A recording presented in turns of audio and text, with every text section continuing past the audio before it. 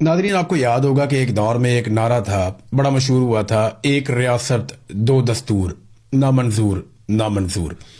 यही आज गिलगित बल्तिस्तान में हो रहा है और यही कुछ आज कश्मीर में हो रहा है।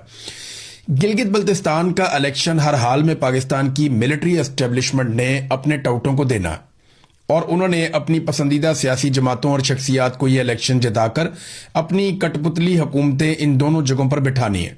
और ये बात पाकिस्तान तहरीक इंसाफ को बता दी गई है। अब फेस सेविंग का मामला है, कभी कोई गिरफ्तार होगा, कभी कोई रिहा होगा, कभी कोई कहीं शोर मचाएगा, कभी कहीं कुछ करेगा, लेकिन अमली तौर पे पाकिस्तान तहरीक इंसाफ को पता है कि उनके साथ क्या होने जा रहा है। अब डिपेंड करता है सारा का सारा अवाम के ऊपर।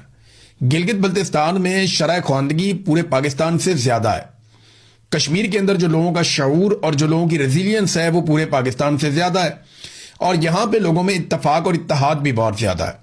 तो इन दो जगहों पे अगर अवाम डट गई और अवाम ने यह फैसला कर लिया कि उन्होंने अपना मैंडेट हर हाल में वापस लेना है, तो फिर मिलिट्री एस्टेब्लिशमेंट को शिकस्त हो जाएगी और ये बड़े आराम से हो जाएगी अगर अवाम ने यह फैसला कर लिया। तो अभी टाउटों की बेचारों की जबानें तालू के साथ प्रॉपर तरीके से लगी भी नहीं थी, उनके बेचारों के हलक भी खुश्क नहीं हुए थे बोल बोल के कि टाउटों ने भी बोलना ही शुरू किया था कि जनाब पाकिस्तान तहरीक इंसाफ को फ्री हैंड मिल रहा है या पाकिस्तान तहरीक इंसाफ को वहां पे लेवल प्लेइंग फील्ड मिल रही है।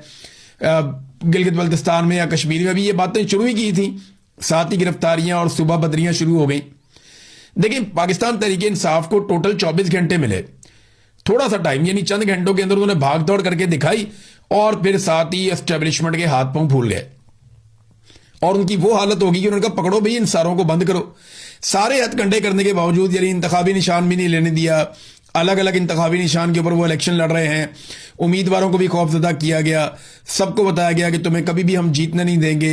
इलेक्टोरल लिस्टें जो हैं उनको भी तब्दील कर दिया गया, लोगों को खौफजदा भी किया जा रहा है, तहरीक इंसाफ के लोगों को यानी एक तरह से हरासा किया जा रहा है लोगों को और उन्हें कंपेन भी नहीं करने दी जा रही। अब कंपेन भी जैसे इन्होंने रोक दी है, एक तरफ पीएमएलएन के या पीपल्स पार्टी के लोग जाते हैं तो फौजी जवान उनका इस्तकबाल करते हैं, उन्हें हर जगह पे जो है वो बावर्दी लोग मिलते हैं, कभी फौजी यूनिफॉर्म में, कभी पुलिस की यूनिफॉर्म में, उनकी तो बड़ी रिस्पेक्ट हो रही है। लेकिन जब पाकिस्तान तहरीक इंसाफ जो पाकिस्तान की सबसे बड़ी पॉलिटिकल पार्टी है वो जैसे ही वहां दाखिल होती है गिलगित बल्तिस्तान में तो ऐसा लगता है कि उनके लिए कर्फ्यू लग गया है, जनाब एनओसी लेकर आए।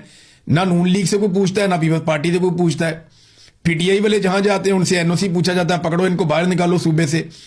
तो ये कार्रवाई वहां पे डाली जा रही है। इसकी वजह सादी सादी है कि एस्टेब्लिशमेंट सारा कुछ करने के बावजूद इलेक्शन जीतने की पोजीशन में नहीं है। अब एस्टेब्लिशमेंट के पास सब कुछ